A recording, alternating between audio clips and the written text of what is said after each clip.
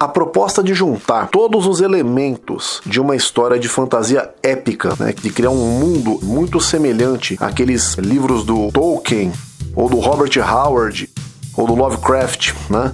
Ou seja, um mundo com aparência medieval, com aquela aparência dos mundos de fantasia épica, com uma presença forte da magia, né, do sobrenatural, de elementos sobrenaturais, unidos com a presença também de alta tecnologia, coisa futurista, coisa até alienígena, se popularizou no final dos anos 70 com o advento de Star Wars, tá? E essa popularidade migrou para os desenhos animados. Foi dentro dessa proposta que a Mattel, gigante dos brinquedos dos anos 80, que havia adquirido os direitos da produção de uma linha de brinquedos do filme Conan, o Bárbaro, estrelado pelo então lenda do fisiculturismo Arnold Schwarzenegger, para a produção de uma linha de brinquedos. Entretanto, lhes pareceu a certa altura que uma linha de brinquedos baseada num herói tão violento quanto Conan não venderia bem, porque a principal ideia era vender para as crianças, né?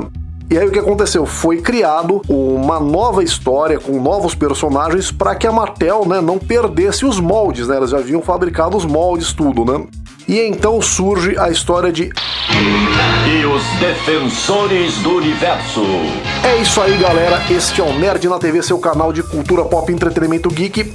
E aproveitando aí o retorno do He-Man, deste herói que é um dos símbolos dos anos 80 aqui no ocidente, né? Nós vamos fazer um vídeo aí contando a história, a trajetória do He-Man nos desenhos animados, no cinema, tá? Passando pelo ótimo remake de 2003 e falando um pouco do que a gente espera dessa nova série animada que vai ser lançada pela Netflix agora em julho. Lembrando, é claro, que este áudio está sendo gravado agora em maio, tá, galera?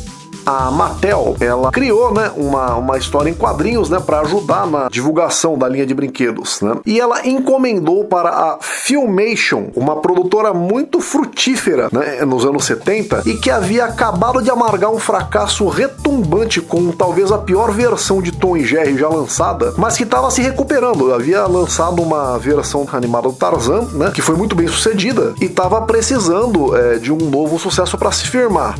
Assim como a Mattel aproveitou os moldes do Conan para lançar uma linha de brinquedos do He-Man, Filmation, que já tinha, né, um histórico de se utilizar de cenas, de moldes de desenhos anteriores nos desenhos recentes, né, se utilizou de muitas cenas do Tarzan e de uma outra animação chamada Black Star para desenvolver a animação de He-Man e os Mestres do Universo. O resultado foi um desenho de uma audiência absurdamente alta, galera, que ditou a premissa de muitos outros desenhos que o sucederam e gerou uma das spin-offs mais bem-sucedidas da história, pelo menos nos anos 80, que foi a She-Ra, da qual nós vamos falar um pouquinho também aqui.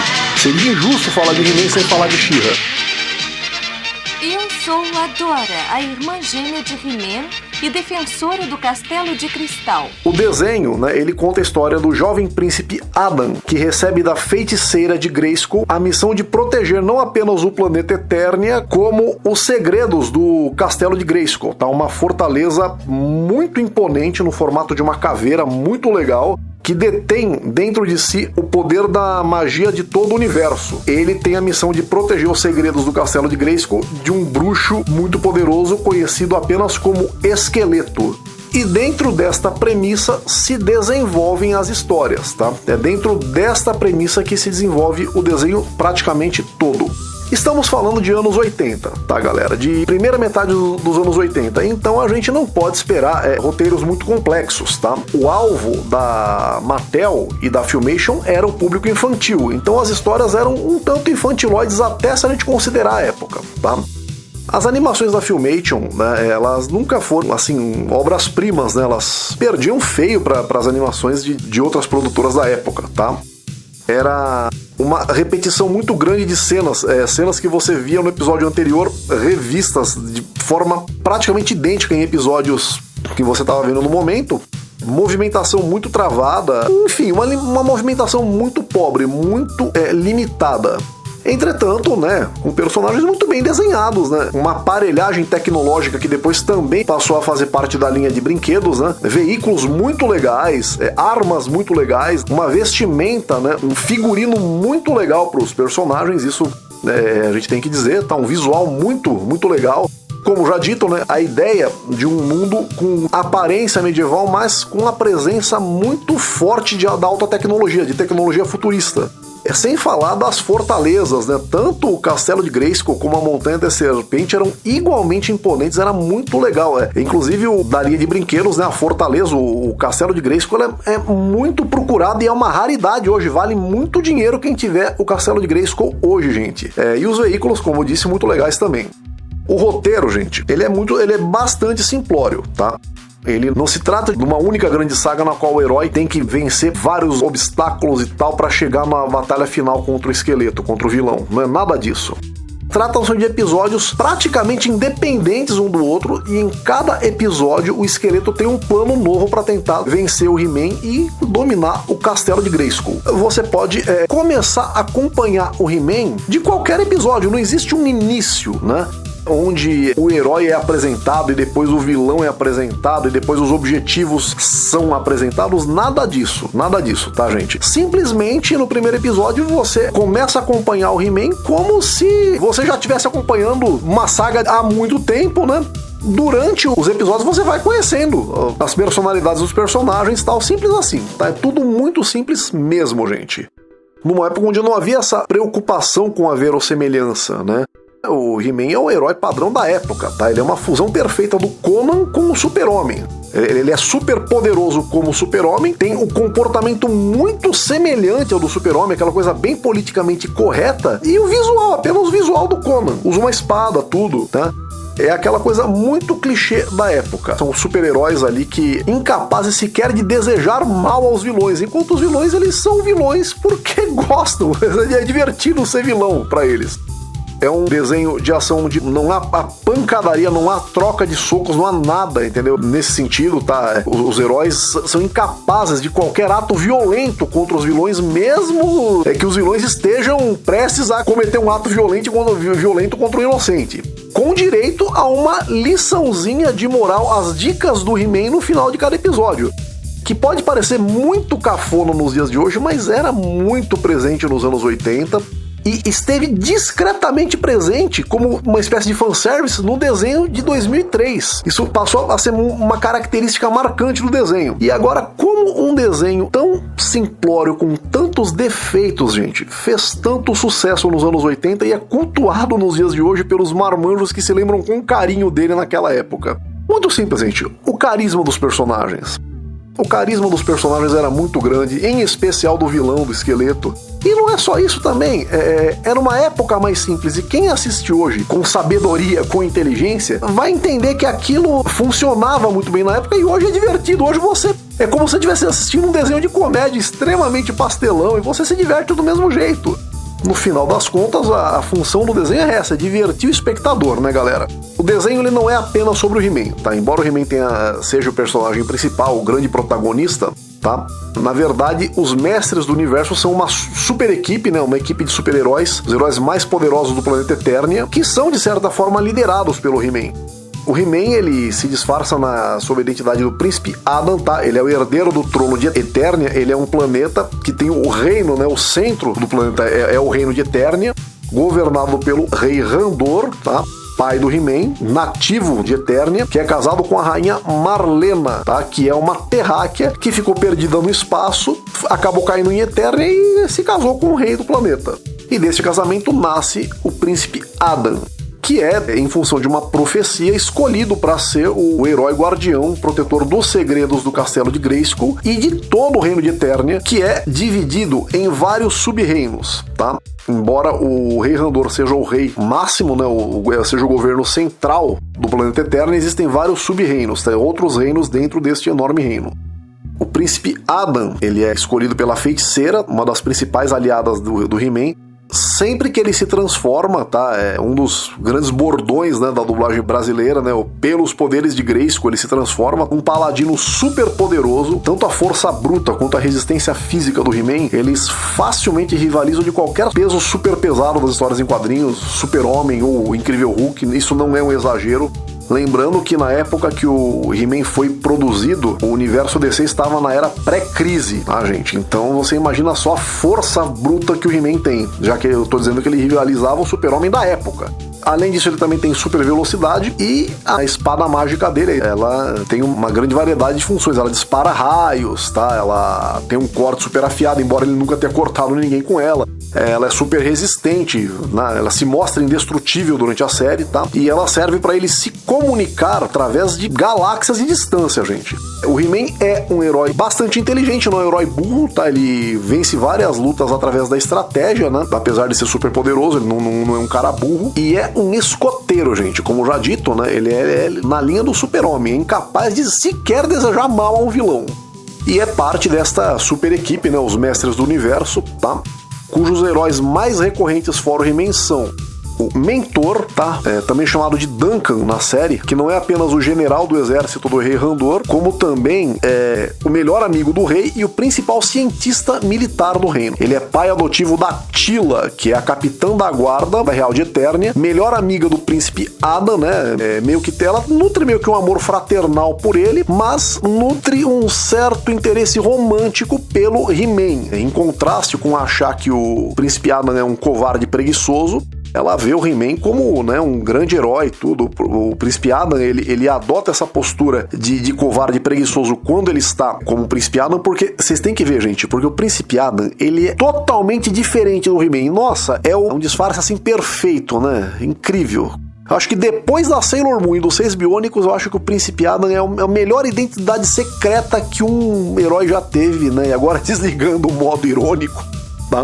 É isso, a Teela ela é uma grande guerreira que é a responsável pela proteção do Príncipe Adam e da família real. Ela é filha da feiticeira, tá? Ela é filha adotiva do Mentor, tá? A feiticeira a deu como filha adotiva ao Mentor porque ela tinha muito medo de que os inimigos da feiticeira se voltassem, né, contra a Teela, né? Aí ela acabou virando aí a capitã da guarda real, porque é muito menos perigoso você ser a capitã da guarda real e ter que lutar contra os inimigos do He-Man do que contra os inimigos da feiticeira. Nossa, tá uma maravilha esse vídeo hoje, gente. Como eu disse, gente, são os anos 80, tá? Conceitos que valem num momento, num episódio, no outro episódio são totalmente desconsiderados, tá? A feiticeira, por exemplo, é a feiticeira mais poderosa de Eternia, dentro do castelo de Grayskull, né? Onde toda a magia é mais poderosa do que fora. Em teoria, ela é invencível, tá? Mas ela tá sempre fraquejando, tá sempre sendo derrotada, tá? Os poderes dela estão sempre falhando, né? Se você sente raiva da Athena quando ela bota os cavaleiros em confusão, né? Não usa o poder de deusa dela como deveria, é porque você se esqueceu da feiticeira, tá, gente? Ela tá sempre pisando na bola nesse sentido. Mas, curiosamente, quando o He-Man tá enfraquecido, é ela também que ajuda, né? Como eu disse, né? Conceitos que valem num episódio, no outro são esquecidos pelos roteiristas.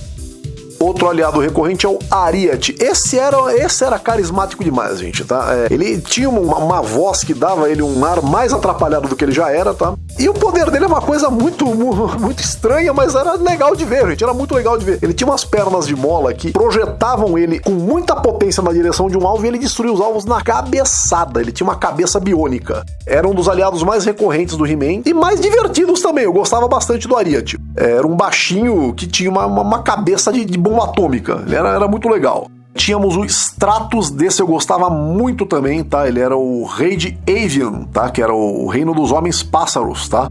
Era aquele famoso coadjuvante que aparece pra roubar a cena. Muitas vezes ele roubava a cena do He-Man. Tínhamos o Fisto, que começa como vilão e depois se torna aliado. O poder dele tinha um braço biônico, um punho enorme no braço biônico, tá? Tínhamos o Zangão, que era o rei dos homens abelha, do povo abelha, outro aliado recorrente do He-Man. E tinha outros aí que a gente... que hoje só até estranho imaginar um cara desses num desenho. O Mekaneck, por exemplo, o poder dele era ter um pescoço que estica. Era uma coisa muito esquisita. E do outro lado nós tínhamos o Esqueleto, né? Na Montanha da Serpente, tá?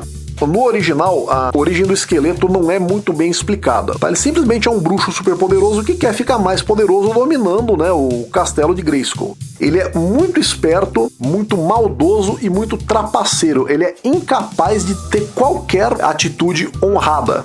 E ele tem os aliados dele que, logicamente, né, gente, mais uma vez advogando em favor dos anos 80, considerem, né, gente, era uma trupe de trapalhões, tá? Imagina os trapalhões virando super vilões e ajudando um vilão. São os aliados do esqueleto, tá?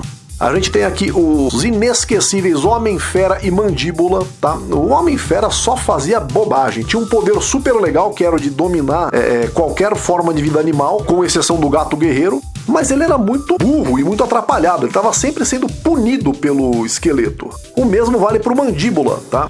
No início ele era um ciborgue, ele tinha um braço biônico, mas ele era muito pouco prático. Ele tinha que trocar de braço, tá? Demorava muito para fazer isso e nenhum deles fazia grande coisa também. Aí a gente tinha o Triclope, esse sim era um cara inteligente, e a Maligna, principal lacaia do Esqueleto. Aparentemente ela era a sua discípula, mas tem uma coisa, gente. Os únicos dois aliados inteligentes do Esqueleto são justamente os dois que estão sempre tentando passar a perna nele. A Maligna já tentou várias vezes tomar o comando da Montanha da Serpente pra si. Só não consegue porque o Esqueleto é ainda mais esperto do que ela. Então o Esqueleto, cara, é um vilão fadado ao fracasso. Os lacaios deles são toda uma cambada de idiotas e a única com algum cérebro tá sempre tentando passar ele pra trás. Então ele é fadado ao fracasso. Como eu disse, coisas dos anos 80. E como não falar, gente, desse carinha super simpático que tava sempre tentando ajudar o He-Man e nem sempre conseguia. Eu tô falando do Gorpo, gente. Que em Trolla, né, seu planeta natal, era um segundo mago mais poderoso do planeta, só que em Eternia as mágicas dele não funcionam. E ele não tá nem aí com isso, é um cara, ele assume pra si o aspecto cômico da série, né? Apesar que a série em si ela tem bastante momentos cômicos, mas o Gorpo protagoniza uma boa parte deles. Todo herói dos anos 80 tinha um mascote, e o Gorpo acho que foi aí o mascote mais carismático, né, dessa época. Eu tô falando isso, gente, porque este outro que eu não mencionei, vou mencionar agora, não é bem um mascote, é mais um amigo mesmo, né? Eu tô falando do Pacato, tá? Que também se transformava, quando o Adam se transformava, ele virava o Gato Guerreiro. Ele é descrito pelo Príncipe Adam como sendo o seu melhor amigo, então ele não é bem um mascote, né? Ele é um amigo mesmo, um parceiro. Não que o Gorpo não seja, mas vocês entenderam o que eu quis dizer, tá? A dupla He-Man e Gato Guerreiro com certeza teve alguma inspiração na dupla Sansão e Golias da Hanna-Barbera. Era muito parecido o esquema deles, inclusive o Sansão era bem parecido com o He-Man. O sucesso do He-Man foi tamanho que ele gerou uma das spin-offs mais bem-sucedidas dos anos 80. Seria impossível falar do He-Man sem falar da She-Ra, gente, a irmã gêmea do He-Man, tá? Que ela foi levada logo, ainda recém-nascida, antes de completar um ano, ela foi sequestrada, né? E levada para o planeta Etéria, tá?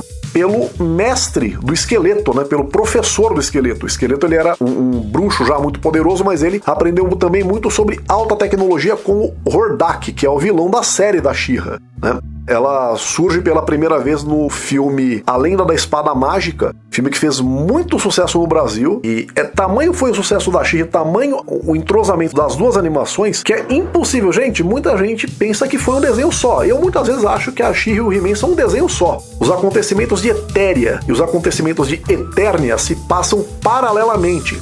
É como se um não tivesse terminado para que o outro surgisse, entende? A gente pode falar um pouco mais de She-Ra se vocês quiserem, galera. Peçam aí nos comentários, beleza? A gente faz um vídeo só da She-Ra. E o que acontece? Esse sucesso foi levado para o cinema, tá? Pela produtora Canon, naquele que é considerado uma das piores adaptações que um super-herói já teve até hoje, tá? O filme Mestres do Universo, onde o Dolph Lundgren encarnou o He-Man, e fiasco total de bilheteria. A ausência de personagens marcantes no desenho, a introdução de um personagem interessante, que é o Gwildor, né? Mas isso não salvou, não, tá? A única coisa que talvez tenha sido o esqueleto, tá? O esqueleto realmente estava muito bem caracterizado, tá? Em 2003 é produzida uma refilmagem, uma releitura do He-Man clássico dos anos 80, e essa é considerada por muitos a melhor versão do He-Man. Assim, né, gente? Aí esse novo He-Man ele surge com uma outra proposta, tá? Mas é interessante você ver que aqui eles se preocuparam em contar a origem de forma detalhada tanto do He-Man quanto do esqueleto, e a partir daí eles não atropelam o original em absolutamente nada.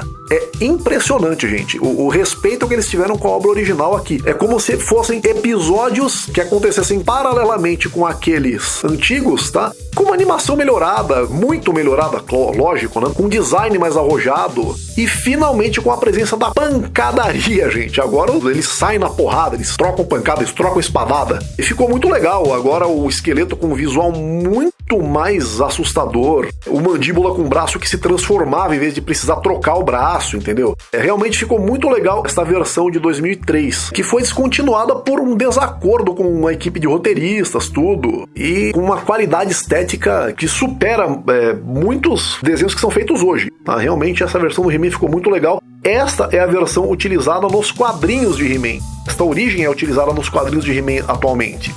A trilha sonora de He-Man é uma coisa simplesmente eletrizante, tá? Não, é inesquecível. Não dá pra você imaginar outro tipo de trilha sonora naquele desenho. Tanto a música da transformação como a da abertura, elas ficam na cabeça de tal maneira que se pega cantarolando a musiquinha algumas vezes. E a dublagem de He-Man no Brasil talvez tenha sido uma das melhores dublagens da sua época. Tamanho foi a perfeição da caracterização da sincronia dos dubladores Garcia Júnior com He-Man e Isaac Bardavi, uma das grandes lendas da dublagem nacional, com o Esqueleto, que os dois estiveram presentes em todas as versões do personagem até agora. Mentor foi dublado pelo grande Marcos Miranda, já falecido, talvez na voz mais marcante de sua carreira. Como Gorpo, tivemos o Mário Jorge Andrade, dublador do John Travolta, do Ed Murphy, do Eric em Caverna do Dragão. É um cara é um verdadeiro funcionário da dublagem esse cara. Como Pacato e também como Gato Guerreiro, tivemos a lenda Orlando Drummond. Presença também de Vera Miranda como Tila, Ica Pinheiro como a Feiticeira, Sônia Ferreira como Rainha Marlina e Paulo Flores como Ariete. E não dá pra não dar um destaque também para a voz do Isaac Bardavi, o grande dublador do Wolverine, como Esqueleto, gente. A voz dele ficou realmente perfeita no personagem. No Brasil, o He-Man foi exibido primeiramente no programa Balão Mágico e depois se tornou um dos grandes símbolos do programa da Xuxa. Como a Globo não saber passar desenho animado, né? Eles começam bem no início com o He-Man sendo o último desenho a ser exibido, lógico, para segurar a audiência pro final, e já nas exibições posteriores eles começavam a exibir momentos aleatórios do programa. Realmente uma pena, né? Muitas vezes a gente viu a Xuxa ou o pessoal do Balão Mágico recitando a lição do que o He-Man tinha dado no dia, no final do episódio, né? Do tipo... Na história de hoje, o Esqueleto estava procurando um atalho, um caminho rápido para riquezas e poder. Talvez vocês conheçam gente assim, sempre à procura de um caminho rápido para chegar na frente de todo mundo. Mas não funciona dessa maneira. As pessoas que têm sucesso são aquelas que trabalham pelo que querem. Por isso, não se enganem com aqueles que dizem que conhecem o jeito rápido. Há sempre dente de coelho. Não se deixe enganar. A maneira certa é a melhor maneira. Até mais tarde, minha gente. As lições costumavam ser muito óbvias, gente. Mas, como eu disse, viraram uma coisa muito característica do desenho em si, né? E o que nós, do Nerd na TV, de coração esperamos para este novo desenho do He-Man, que ao que parece vai continuar de onde o original parou, tá? Já que os desenhos dos anos 80, em grande maioria, não tinham um final. É como a gente explicou, gente, os episódios eles eram independentes um do outro a ponto de você poder começar a acompanhar He-Man em qualquer momento. Você não ia perder nada, você ia entender perfeitamente a história. E eles não faziam pensando em um final para as aventuras. Tipo, quando parasse de dar audiência, eles largavam, eles descontinuavam e partiam para outra. A gente espera sinceramente que este desenho ele honre o original como o remake de 2003 honrou, tá? Já que eles vão descontinuar aquele e continuar o original. Esperamos de coração que a Netflix não faça com o He-Man o que fez com o Cavaleiro do Zodíaco, por exemplo, tá? Esperamos que seja um desenho melhor do que foi feito com a She-Ra, tá? A gente entende que a She-Ra atendeu uma demanda, mas a gente espera primeiramente que honre o original, que a ação ela seja mais próxima do remake do que do original, porque no original não havia, né, a pancadaria, a violência, vamos dizer assim, que um desenho de ação precisa, né, gente? Se querem dar um final ao He-Man, que deem um final digno. Esperamos, se possível, que tragam os dubladores, que tragam Garcia Júnior e Isaac Bardavi para dublar o He-Man e o Esqueleto. Eu ainda gostaria muito que o Orlando Drummond viesse dublar o Gato Guerreiro. Mas realmente, não, o Orlando Drummond está com 101 anos, gente, e teve alguns problemas de saúde recentemente, né? Então que ele deixe seu legado para algum sucessor digno, né? Eu sugeriria o Gilberto Baroli, seria muito legal, tá?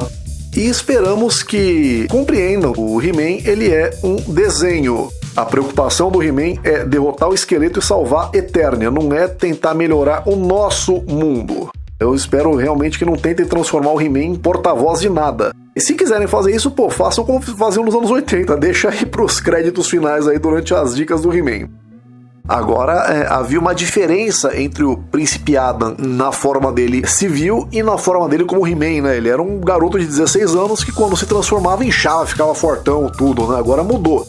Né? O He-Man original, eu brinquei, né? Fui irônico agora há pouco, mas realmente o He-Man original ele tinha um dos piores disfarces, né? Que o Super-Herói já teve, ele conseguia ser pior que o do Super-Homem. E esta versão de He-Man, a gente acredita aí que tanto as origens do He-Man do esqueleto, como a dinâmica dessa animação de 2003, ela vai ser muito mais presente neste novo desenho do que no original, tá? E muito embora este desenho de agora ele esteja descontinuando esse remake, né? Esteja desconsiderando este remake e dando continuidade ao original. Alguns pontos negativos do remake talvez tenham sido principalmente o fato do Gato Guerreiro não falar, tá? E na dublagem brasileira, por alguma razão incompreensível, né, eles tiveram aí a boa sacada de chamar pelo menos os dois principais dubladores do original, né, que foram o Garcia Júnior e o Isaac Bardavi, só que eles mantiveram os nomes originais. Aí Gorpo virou Orco, né? Realmente o nome original do Gorpo é Orco, ninguém nunca entendeu por que mudou. Mas nós brasileiros já estávamos, né, acostumados com Gorpo. E o mentor virou Man at Arms. Uma coisa que para nós brasileiros soou horrível, né? E o Gato Guerreiro virou Battle Cat. Gente, pra que isso, gente? Pra que isso, pô? A gente já tava acostumado com os nomes que a dublagem original tinha dado. Pra que isso? A dublagem original de He-Man é uma coisa inesquecível, gente, tá? Uma das melhores dos anos 80. A frase, o bordão do Príncipe Adam ao se transformar em He-Man se tornou uma das frases mais marcantes da nossa dublagem. Fabulosos poderes secretos me foram revelados no dia em que ergui a minha espada mágica e disse: pelos poderes de Grayskull! Eu tenho a força!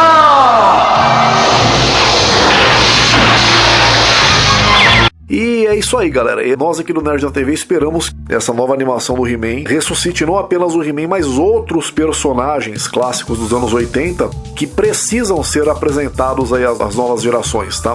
E que a essência desses personagens sejam respeitadas. E nós estamos esperando desse desenho essa proposta, tá? Galera, nós esperamos poder falar mais sobre o He-Man e os Mestres do Universo, tá? Vamos esperar para ver como vai ficar esse desenho, como vai ficar essa animação e com certeza vamos falar bem mais deles ainda, correto? Então, para todos vocês que eram fãs do He-Man, vamos ficar na expectativa de como vai ser esse desenho. Espero que tenham gostado do nosso Tudo sobre o He-Man, tudo sobre os Mestres do Universo.